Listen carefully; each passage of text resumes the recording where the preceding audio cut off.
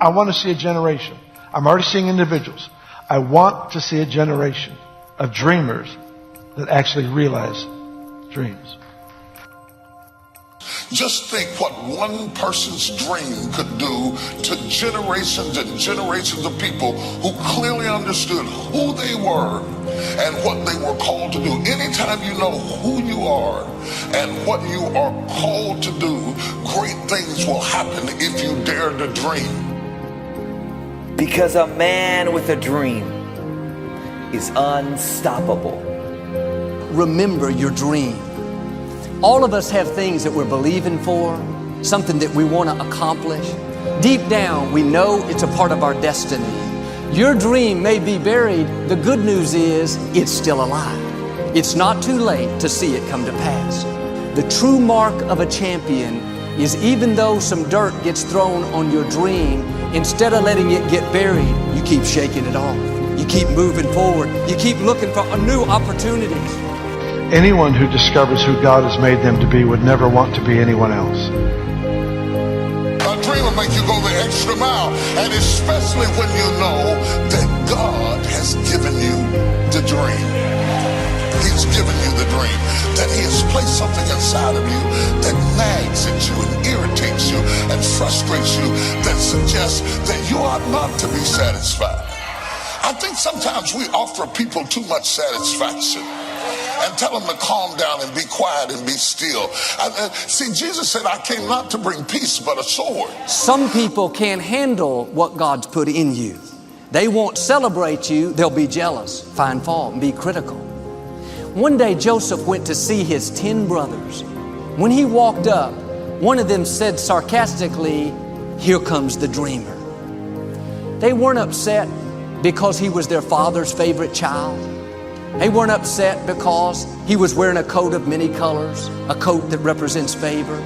They were upset because he had a dream. They were offended because he was determined to break out of the mold, to do something great, to leave his mark. They would have been fine if he was content to be average, to accept the status quo. But when you stir up what God's put on the inside, believe that you have seeds of greatness, believe that you can overcome that illness, break the addiction, pay your house off, be blessed in spite of past mistakes, let me warn you, everybody will not celebrate you. When you have a dream, you're going to have some detractors. People will get jealous, try to make you look bad, try to talk you out of it. Let that go in one ear and out the other. People don't determine your destiny. God does. The critics, the naysayers, the detractors, they cannot stop your dream. Favor, favor, favor. The illustration of the talents, the minas, the portions of money that are in Scripture. Jesus gave both these illustrations. And to one he would give 5 talents, another 2, and another 1. It's a very clear bit of instruction on how the Lord adjusts the proportion of favor that He gives to each individual. And the wonderful part of this story is that no matter what you started with, you can always increase by faithful use of what you've been given. There is no cap on what you can do. There's just a beginning place that changes for every one of us. But not everyone has the same favor. Not everyone. He divvies up the favor according to the capacity we have to be successful. Even Jesus had to increase in favor with God and man. Now think through this. So I understand the man part, but why is it Jesus, who is perfect in every possible way, has to increase in favor with God? And I don't have an answer. All I know is, if He needed to increase in favor, oh boy, sign me up. Sign me up for increased favor with God. And how in the world do you do that? One of the things you do is you acknowledge the favor you have. It's a wise person that realizes, I have this measure of favor on my life. Don't do the self-humiliation thing. Don't be self-critical, because what you'll do is you'll work against what God's already given you.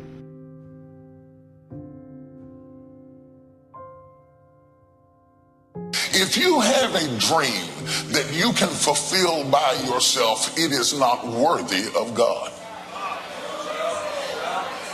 And the Lord sent me here this morning and said I would be talking to some people that were ready to go to the next level, that you've got a dream beyond your means, beyond your finances, beyond your relationship, a dream that's so expensive you had to cry for it and wait for it and beg for it and pray for it. And God sent me all the way up to North Dallas to tell you it will happen. You either gather with me or you scatter.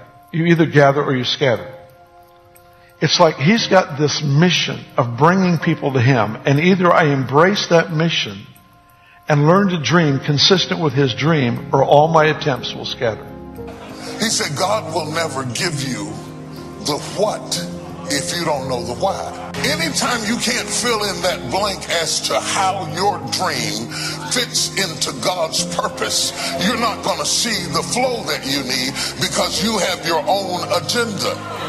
And sometimes you have to wait while God purges out of you all of your selfish ambition so that he can get the glory out of your life. He'll make you wait. It's not that it's taking God long to make it. He's not trying to make the dream. He's trying to make you.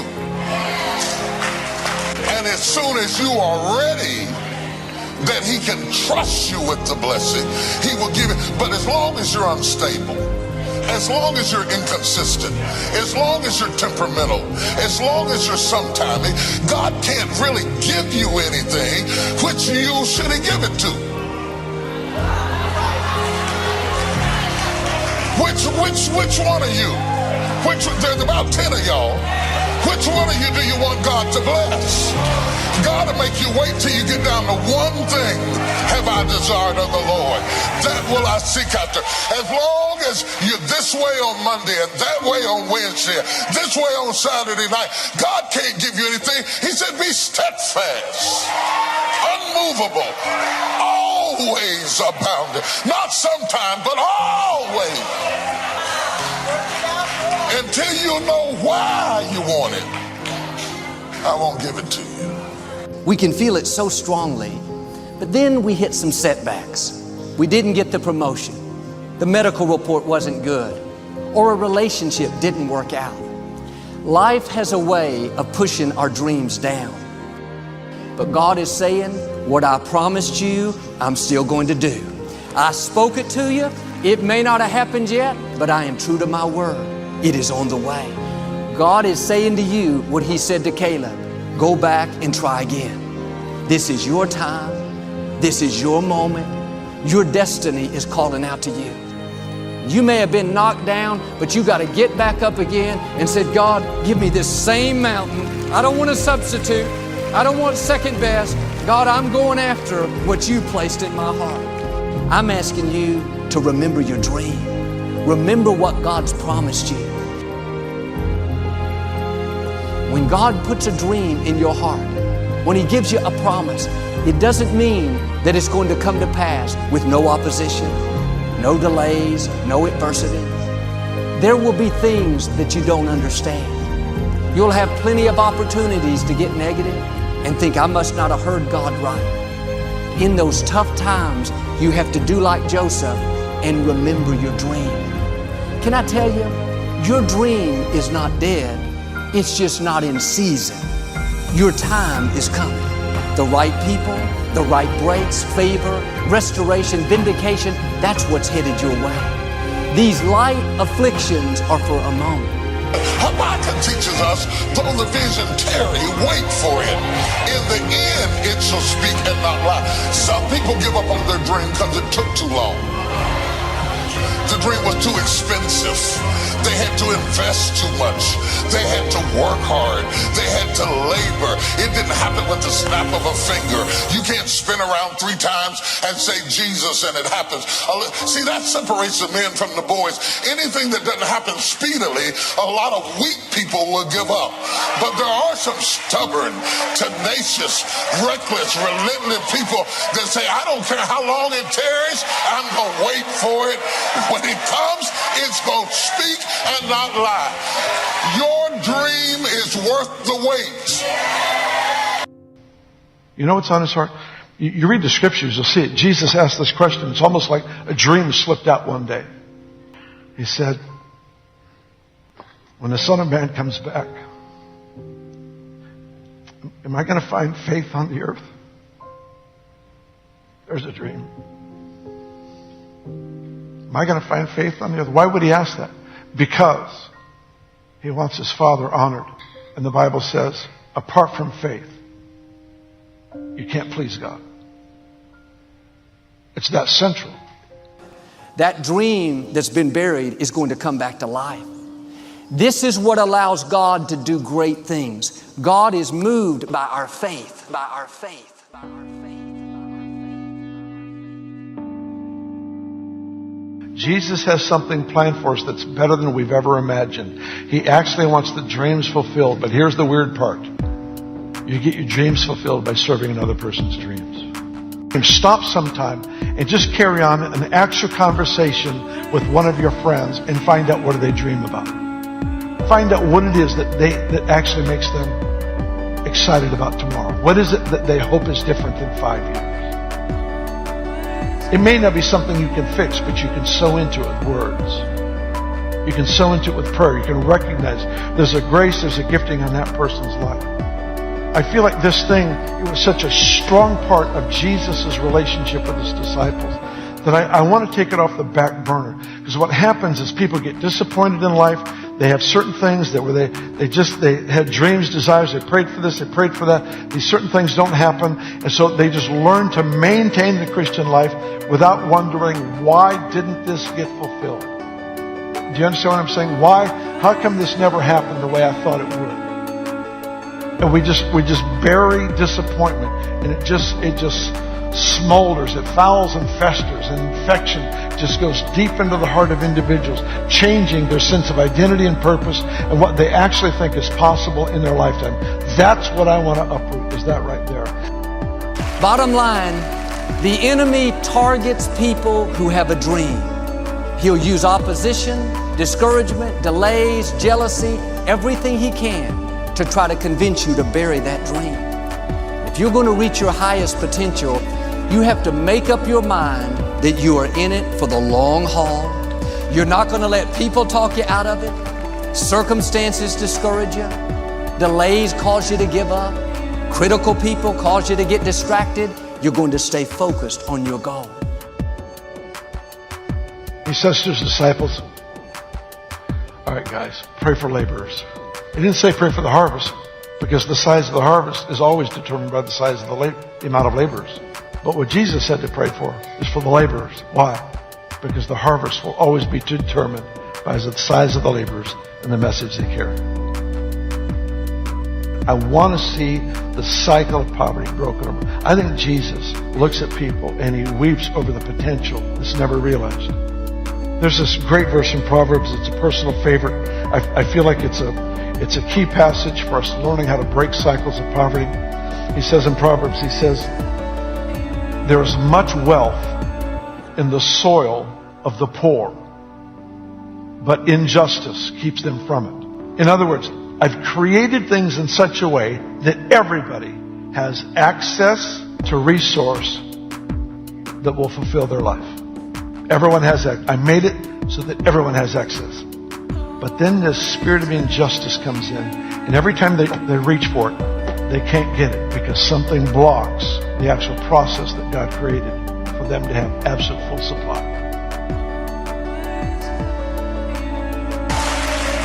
God's going to shatter your systems, all of your rules, everything you think you understand about yourself and how things work and how things operate for where God is getting ready to take you. All of us got to go.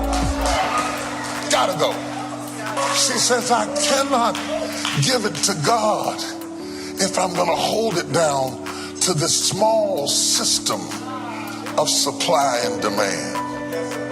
Now God weans Samuel from Hannah, his mama, and brings him into the temple to be fed. And I said, why would a holy God bring a prophetic son into a filthy temple? Because the temple was filthy. Come on, Bible scholars, you know me. Half Hophni and Phinehas were fornicators and whoremongers. They were stealing all the money. Eli was almost blind. The word of the Lord was scarce. There was no open vision. And yet God takes him from the loving arms of his mother and exposes him to a hellish system to feed him. I said, God, why would you feed your prophet in something you were hoping to change? God has put Samuel in a system that he's called to change. But before he can change it, he is fed by it. See, some of you come in and try to make changes in something you need to be fed by. Because you can't fix something until you've been fed by it. Let me put it in biblical terms. You can't redeem it until you're kin to it. You can't redeem it. Let me put it this way. When God got ready to redeem the world, he had to leave the holy estate of heaven and come into the hellish estate of humanity, because he could not redeem us from something that he didn't relate to. And so we don't hear Jesus doing anything mighty for the first 12 years of his life, because instead of trying to fix it, he's being fed by it. So for 12 years he says nothing. From 12 to 30, 18 years, he says nothing. Now he's ready to fix what used to feed him. I want to see a generation. I'm already seeing individuals. I want to see a generation of dreamers that actually realize dreams. I'm asking you to remember your dream. To remember your dream. I have a dream. The 4 greatest words that this country has ever heard or seen. Because a man with a dream is unstoppable. A man with a dream can go to destinations that nobody has ever seen.